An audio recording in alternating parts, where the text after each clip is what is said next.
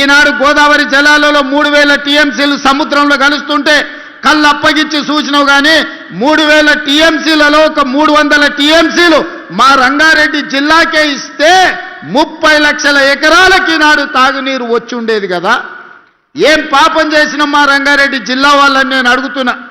ఇవాళ మా కొడంగల్, వికారాబాద్, తాండూరు, పరిగి, చేవెళ్ళ, మహేశ్వరం లాంటి నియోజకవర్గాలు, ఇబ్రహీంపట్నం లాంటి నియోజకవర్గాలు ఇవాళ తాగునీరు, సాగునీరుకు అల్లాడుతున్నాయంటే 10 సంవత్సరాలు తెలంగాణ రాష్ట్ర ముఖ్యమంత్రిగా మీరు మాకు చేసిన ద్రోహం కాదా అని నేను ఈ వేదిక మీద నుంచి సూటిగా వారిని అడుగుతున్నా.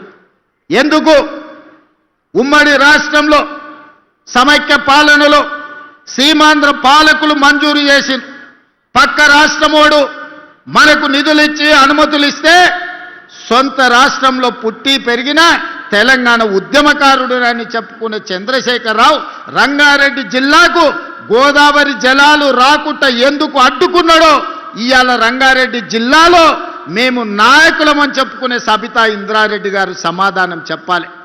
కాంగ్రెస్ పార్టీ సింబల్ మీద గెలిచి 10 ఏళ్ళు అధికారం అనుభవించి అన్ని హోదాలలో సంపాదించుకొని 2014లో 2018లో కాంగ్రెస్ పార్టీ మీకు అండగా నిలబడితే 2018 కాంగ్రెస్ బీఫామ్ మీద గెలిచి మీరు బీఆర్ఎస్ పార్టీలకు పోయినప్పుడు వారు ఏం చెప్పిండ్రు?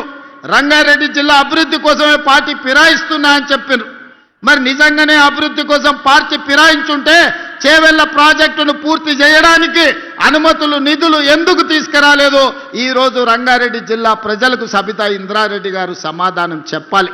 నిన్నమన్న వారు వస్తున్నారు, ఎన్నికల్లో ప్రచారం చేస్తున్నారు.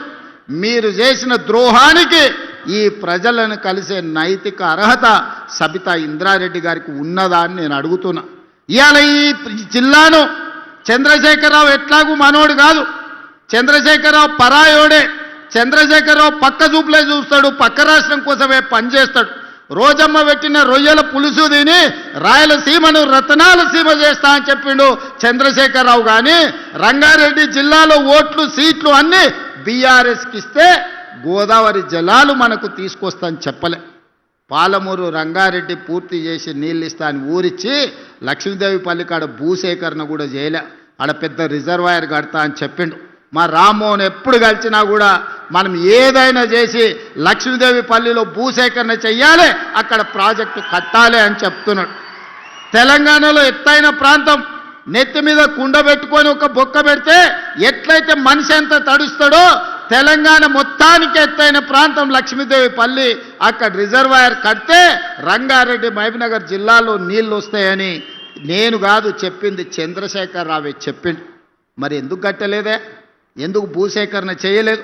అందుకే ఈ వేదిక మీద నుంచి మా రామ్మోహన్ రెడ్డి గారు అడిగినట్టుగా లక్ష్మీదేవి పల్లి భూసేకరణ తొందరలోనే సేకరిస్తాం. ఆ ప్రాజెక్టును కట్టడానికి